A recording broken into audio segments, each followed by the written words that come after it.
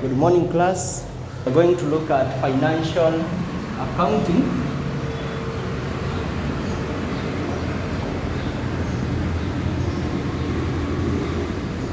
Financial accounting, and this is a unit in certified public accounting foundation level, and specifically we shall look at the subtopic called accounting equation. Accounting equation.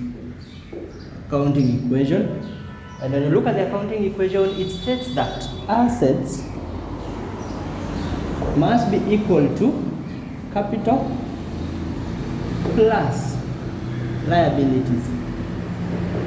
Assets is equals to capital plus liabilities, and we normally denote it as A is equals to C plus L.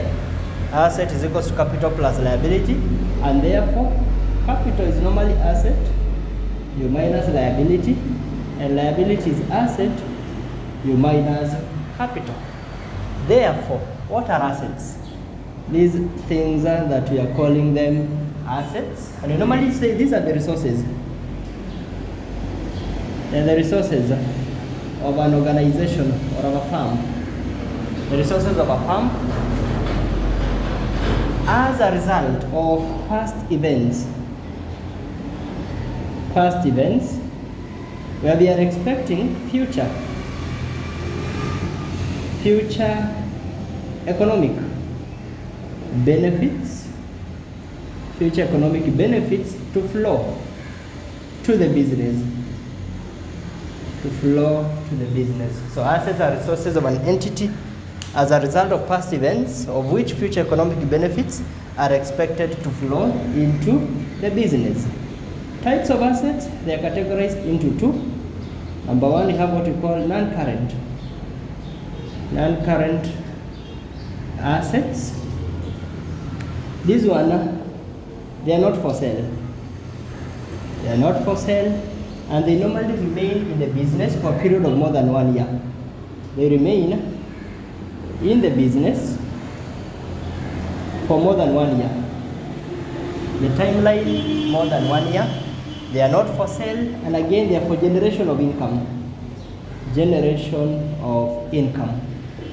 are normally used to generate the income. And examples of assets, we have the land and building, we have plant and machinery, we have motor vehicle, and we have furniture and fittings,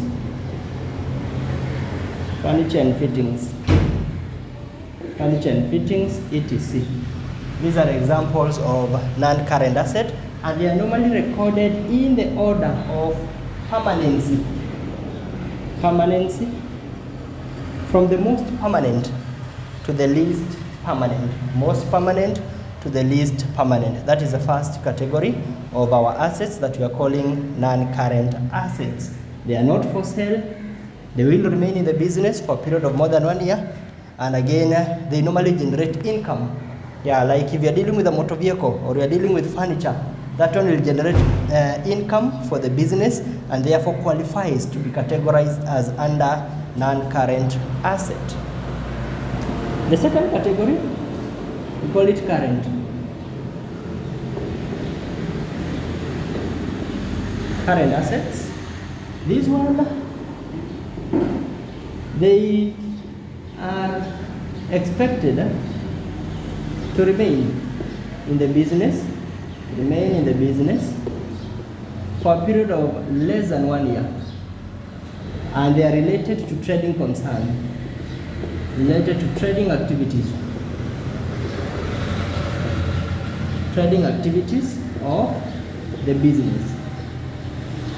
They are related to trading activities of the business, and they will remain in the business for less than 1 year. Examples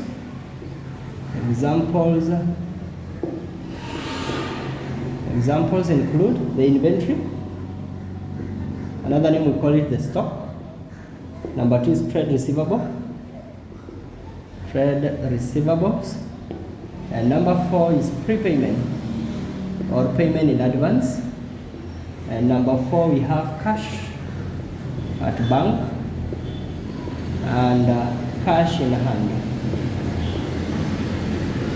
Cash in hand. Yeah. So those are the two basic categories of assets, both current and non-current assets.